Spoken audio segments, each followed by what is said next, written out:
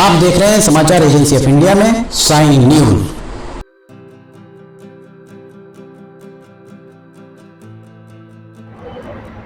नमस्कार दोस्तों, समाचार एजेंसी ऑफ इंडिया की साइन न्यूज में लिमटी की लालटेन के 247वें एपिसोड में एक बार फिर आपका स्वागत है। आज हम बात करने जा रहे हैं, आखिर कब मिलेगा लोगों को उनकी भाषा में न्याय। सरकारी सिस्टम अगर ईमानदारी से काम करता है तो फरियादी क्यों कोर्ट जाएगा। लिमटी की लालटेन के 247वें एपिसोड में एक बार फिर आपका स्वागत है।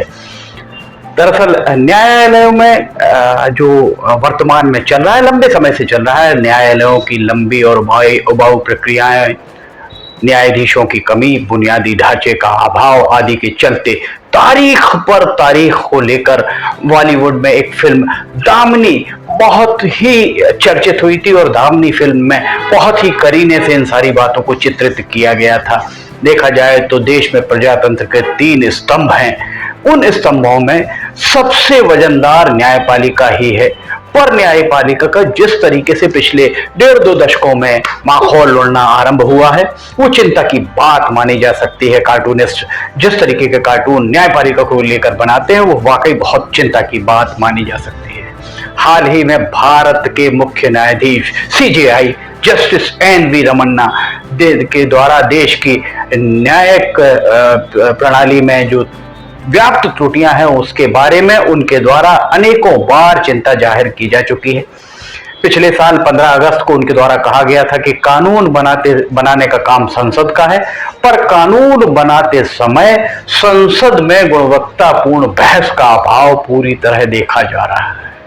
इतना ही नहीं, हाल ही में 30 अप्रैल, पिछले महीने 30 अप्रैल को उन्होंने प्रधानमंत्री नरेंद्र मोदी के सामने भी ये बात कही कि हमारी सरकार ही सबसे बड़ी मुकदमेबाज है।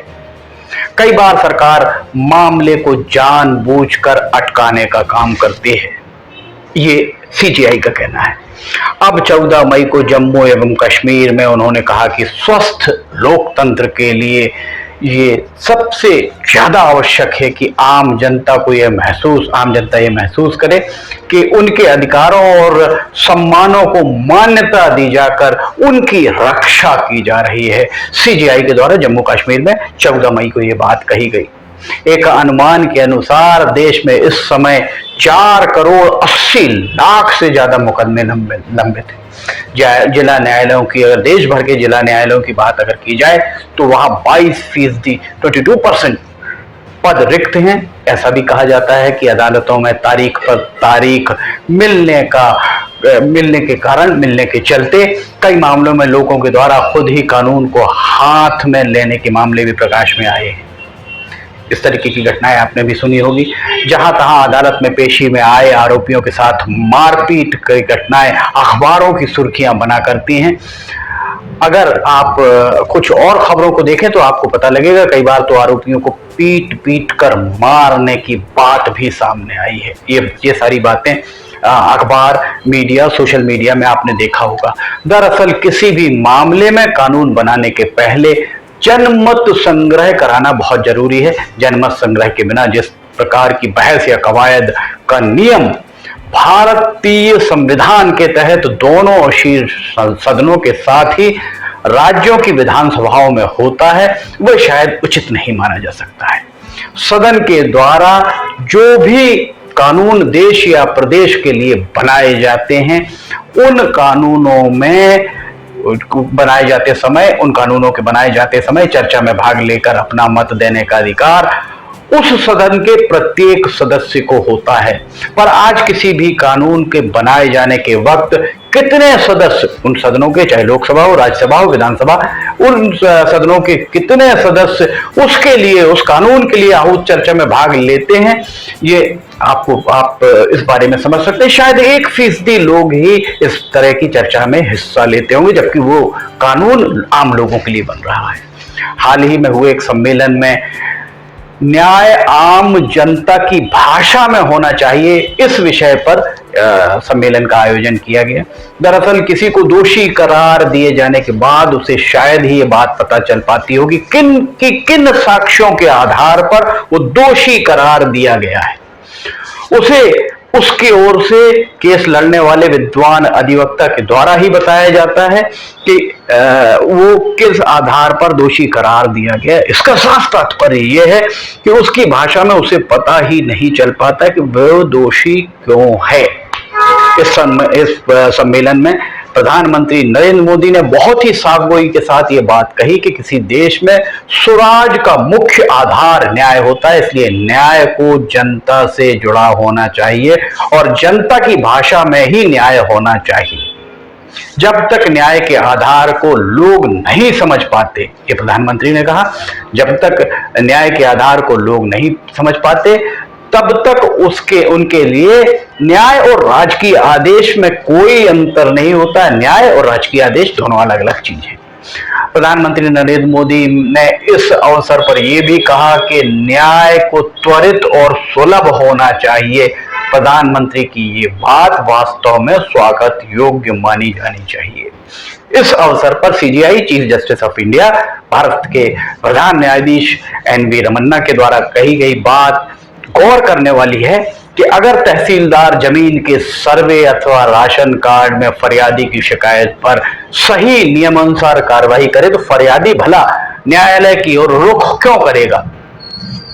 अगर ग्राम पंचायत सहित सारे के सारे स्थानीय निकाय, अगर आप देखें तो जिस तरह से काम करते हैं, निकायों के द्वारा काम उचित तरीके से नियमानुसार काम किया जाएगा तो फरियादी को कोर्ट जाने की आवश्यकता क्या है, ये बात समझी जा सकती है।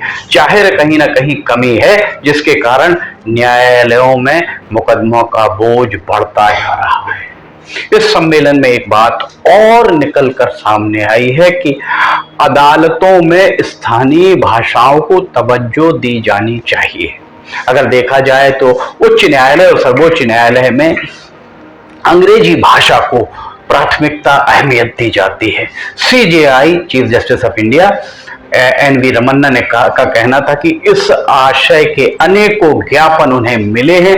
अब वो समय आ गया है कि स्थानीय भाषा में सुनवाई, क्षेत्रीय भाषा में कार्रवाई किए जाने की बात पर विचार किया जाए, ये सीजेआई का कहना था। इस सम्मेलन में जितनी भी बातें हुई उन्हें सारगर्भित ही माना जा सकता है, जितनी भी चर्चाएं इस सम्मेलन में हुई है। पर प्रश्न वही खड़ा हुआ है कि आखिर इन मामलों में कब योजना बनेगी, कब उसे अमली जामा पहनाया जाएगा और कब उसे केंद्र की सदन में, सूबाई विधानसभाओं में, संसद में कब पारित किया जाकर कानून की शक्ल दी जाएगी। यह प्रश्न आज भी यही खड़ा हुआ है। अब तक ये बात सामने आती रही है कि अनेक आरोपियों के में से आधे से ज्यादा, उनमें जो आरोपी हैं, अनेक ऐसे आरोपी हैं जिनका आधे से ज्यादा जीवन निरपराध होते हुए भी सलाखों के पीछे कट जाता है। अभी जो होता आया है उसे लोगों ने नियति मानकर स्वीकार तो कर लिया है, पर इस बात की क्या गारंटी है कि भविष्य में इस तरह की बातों को दोहराया नहीं जाएगा। लिमटी की लालटेन के 247वें एपिसोड में फिलहाल इतना ही। अगर आपको लिमटी की लालटेन पसंद आ रही हो तो आप इसे लाइक, सब्सक्राइब और शेयर जरूर कीजिए। लिमटी की लालटेन रोजाना दोपहर 2 बजे और रविवार को सुबह 7 बजे प्रसारित होती है। अगर आप इसे देखना चाहते हो तो समाचार एजेंसी ऑफ इंडिया की वेबसाइट या साइन न्यूज के न्यूज चैनल पर जाकर आप इसे देख सकते हैं। लिमटी की लालटेन के 247वें एपिसोड में फिलहाल इतना ही। माफ कीजिएगा, लिमटी की लालटेन का 248वां एपिसोड लेकर हम बहुत जल्द हाजिर होंगे। अगर आपको ये सब पसंद आ रहे हो तो आप इन्हें लाइक, सब्सक्राइब और शेयर जरूर कीजिए। हम फिर हाजिर होंगे नया एपिसोड लेकर, तब तक के लिए आपसे इजाजत चाहेंगे। जय हिंद।